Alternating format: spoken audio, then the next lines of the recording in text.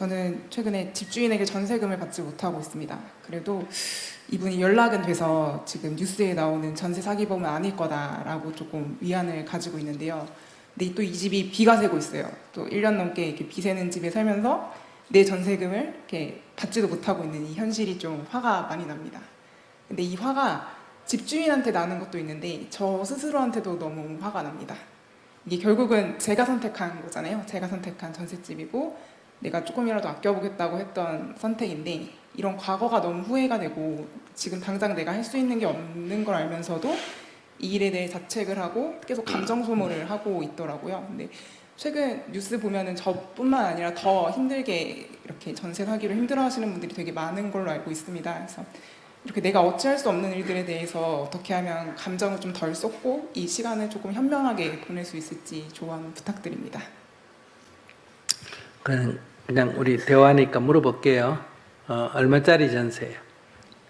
6,500입니다. 얼마? 6,500입니다. 6,500? 네. 근데 그 집의 시세는 어느 정도 나가요? 빌라라서 시세를 정확히 모르겠습니다. 그러면 주인이 그 전세를 할 때, 이런 전세 그 계약을 할 때 그 보험, 뭐라죠, 그거? 보증보험이나 안 그러면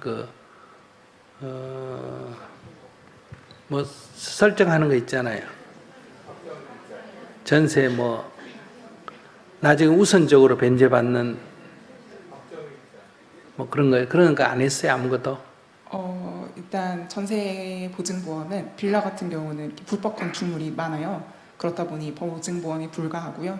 전세권 설정을 하긴 했지만 이게 결국은 끝에 가서는 소송을 하던가 경매를 내서 제가 그 물건을 받게 되는 상황이라서 이렇게 네이버에 물어보고 하면은 결국 끝은 그런 부분이라서 그래서 더 저 스스로에 대한 원망이 많이 생기는 것 같습니다.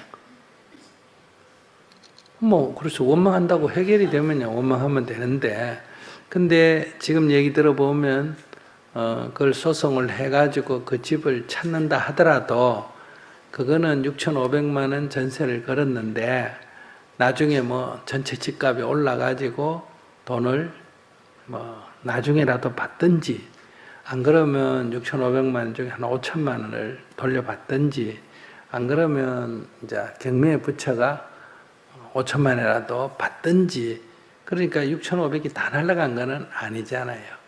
그렇기 때문에 지금 전세 사기라는 건 돈을 다 날린 경우예요. 그러니까 아예 이거는 값이 떨어지거나 그 사람이 돈을 못 내줘서 생긴 문제가 아니고 처음부터 사기를 친 거란 말이에요. 그러니까 전세금을 받아가 또 딴 데 집을 사가, 또 받아가 딴 데 집을 사가, 또 받아가 딴 데 집을 사가, 이렇게 하면서 그냥 이제 아무도 내줄 돈이 없는, 그것도 막 백몇 채를 그렇게 한 사람도 있지 않습니까? 그죠? 그런 경우는 그 사람이 가진 재산을 다 찾는다 하더라도 받을 수가 없다. 그래서 그게 너무 손해가 크기 때문에 국가가 어느 정도 이거를 보상을 해야 되지 않냐. 그건 이제 도덕성 문제예요. 왜 개인이 선택한 걸 국가가 보상하느냐. 이런 이제 강력한 이제 반발이 부딪히기도 하지만은 이 피해가 한두 명이 아니라 너무 크기 때문에 뭐든지 크면은 이제 정부가 나서야 되거든요. 그래서 다는 아니라도 일부를 보상해야 되지 않느냐. 그걸 이제 하려면 또 법을 만들어야 그게 가능하지. 국가 예산을 누가 개인이 아무나 시장이라고 대통령이라고 아무나 할 수가 없단 말이에요. 그걸 보상할 수 있는 법을 만들어야 되니까 그런 논의가 있는 거는 그 피해의 범위가 너무 커서 그런 거예요. 그래서 자기는 안타깝기는 하지만은 주식을 사가지고 지금 작년인가 재작년에 막 코인하고 사가지고 청년들 손해본 거에 비하면 내가 생각할 때는 비율이 낮고 또 막 집값이 폭등한다고 막 연끌 해가지고 집사가 아파트 떨어진 사람에 비해서는 자기가 입은 손실은 낮다는 거예요. 거기에 비해서. 사기당한 거에 비해서는 월등하게 낮고, 그렇기 때문에 제가 생각할 때는 조금의 손실을 감수해야 된다. 저는 이렇게 생각을 합니다. 그러면 아무런 불안할 일도 없다. 아깝기는 하지만은 그러나 세상을 살다 보면 교통사고 나서 다칠 수도 있고 돈을 빌려주고 못 받을 수도 있고 여러 일이 일어나는데 자기가 겪은 거는 저는 학습비다. 그러니까 너무 싼 걸 찾다가 결국은 손실을 본 거란 말이에요. 우리가 저 광주에서도 아주 건물이 싸게 나왔어요. 그러니까 큰 한 5, 60층 되는 건물이 전세로 4천만 원에 나온 거.